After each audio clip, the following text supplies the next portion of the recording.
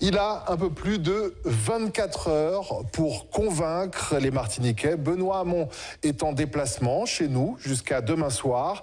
Il est venu présenter son programme à des électeurs encore indécis en ce qui concerne la présidentielle. Il a été accueilli à l'aéroport par plusieurs membres de son équipe locale de campagne avant de prendre la direction du cimetière de la Joyau. Il a ainsi pu se recueillir et déposer une gerbe de fleurs sur la tombe d'Aimé Césaire avant de se préparer pour le meeting de la soirée. Benoît Hamon qui va donc réunir ses sympathisants sous le grand carbet du Parc Floral à Fort-de-France. À un peu plus d'une heure de sa prise de parole, je vous propose donc de retrouver le candidat socialiste en direct. Benoît Hamon, bonsoir. Lors de la primaire de la gauche, les Martiniquais n'avaient pas voté pour vous. Comment allez-vous nous inciter à glisser un bulletin à votre nom dans l'urne dans 43 jours maintenant ? D'abord, je suis le candidat de gauche choisi par les électeurs français et assez clairement. Et ce que je veux simplement dire, c'est que à ce titre-là, maintenant, je dois affronter Marine Le Pen, François Fillon, Emmanuel Macron, et que mon projet politique est très éloigné du leur. D'abord parce qu'il ne s'appuie pas sur des objectifs de baisse du nombre de fonctionnaires, de remise en cause des dotations aux collectivités locales. Moi, je souhaite maintenir un haut niveau de présence des services publics. C'est la raison pour laquelle j'ai pris des engagements que j'ai pris en Guadeloupe, renouvelés en Martinique, que le fonds égalité réelle soit un fonds porté à 2,5 milliards d'euros, qui permettra de faire en sorte que les infrastructures accompagnent le développement d'un territoire comme celui de la Martinique, et puis qu'au-delà de cela, nous mettions en œuvre la fameuse loi égalité réelle. Elle pose des ambitions, encore faut-il maintenant que les budgets suivent. C'est ce que je veux faire, notamment à travers le revenu universel d'existence, à travers l'augmentation de l'APA, à travers l'augmentation du minimum vieillesse ou des retraites agricoles.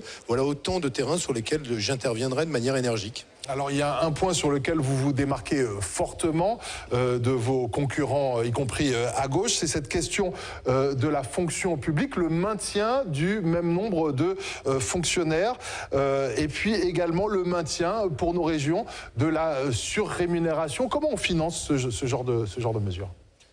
Il n'y a aucune difficulté à le financer. C'est une affaire d'option. Moi, l'option politique que je prends, elle considère que la priorité va à la rupture, ou en tout cas à la lutte contre les inégalités, sauf à finalement continuer comme avant. Je ne vois pas en quoi les solutions d'hier, d'ailleurs, seront plus efficaces à lutter contre le chômage, l'insécurité et l'inégalité. Pourquoi faut-il maintenir un haut niveau de service public ? Parce qu'il y a plus d'inégalités ici qu'il n'y en a ailleurs. Pourquoi faut-il investir dans les transports, dans la continuité territoriale à l'intérieur de la Martinique, entre la Martinique et la Guadeloupe et la Guyane, parce qu'aujourd'hui, il est fondamental que ce développement se fasse en harmonie avec son environnement régional.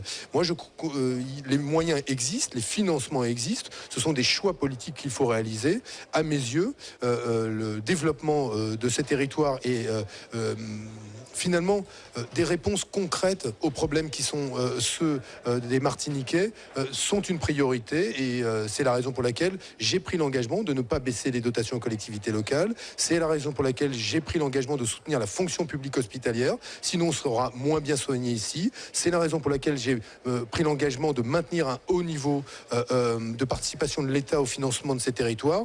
Un de mes engagements, c'est 20 élèves par classe maximum en CP, CE1, CE2. Sinon, on continuera à voir des gamins décrocher et à préparer le collège dans les pires conditions parce qu'ils ne maîtriseront pas les apprentissages fondamentaux en français et en mathématiques. Voilà, ce sont des choix politiques, c'est l'option que je propose. Alors ça aussi, c'est une mesure importante, cette réduction du nombre d'élèves dans les salles de classe. J'aimerais qu'on parle également du revenu universel. Ce thème a largement fait débat et continue à faire débat pendant cette campagne. Qu'est-ce que vous répondez à ceux qui disent que chez nous, dans nos régions, en Martinique, en Guadeloupe, dans l'outre-mer d'une manière générale, ce qu'il faut aujourd'hui, c'est lutter contre l'assistanat. Donc peut-être pas aller vraiment vers un revenu universel comme celui que vous proposez ? Mais le revenu universel, il s'adressera à toute personne qui n'a pas de revenu, 600 €. Mais il s'adressera aussi à une personne qui en a. Aujourd'hui, il y a des pêcheurs à la Martinique qui partent pêcher du poisson, mais ne tirent pas un revenu décent de leur activité. Pourquoi ? Parce qu'il faut aller pêcher de plus en plus loin, parce qu'il y a de moins en moins de poissons.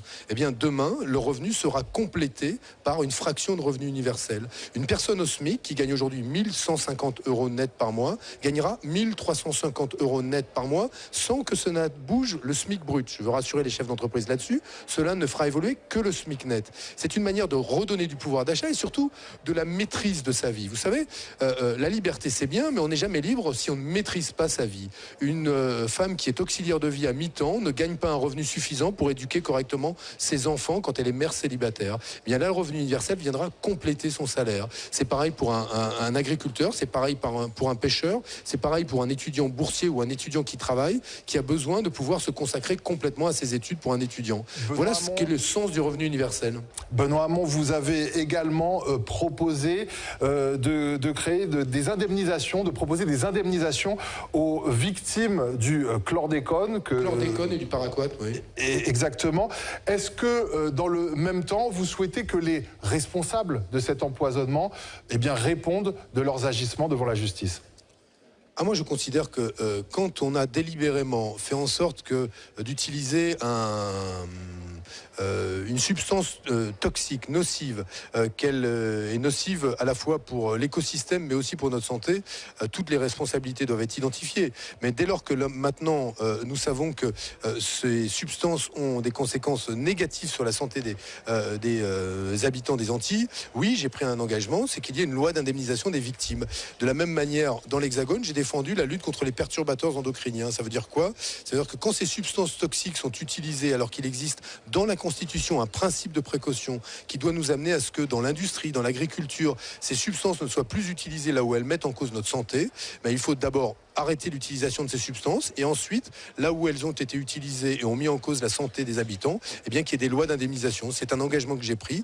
Il y aura une loi d'indemnisation des victimes du chlordécone et du paraquat. Merci beaucoup Benoît Hamon et donc on vous souhaite un bon meeting. Ça va commencer dans quelques instants maintenant sous le grand carbet du parc floral Aimé Césaire à Fort-de-France. Merci d'avoir accepté cette invitation et belle soirée, bon séjour.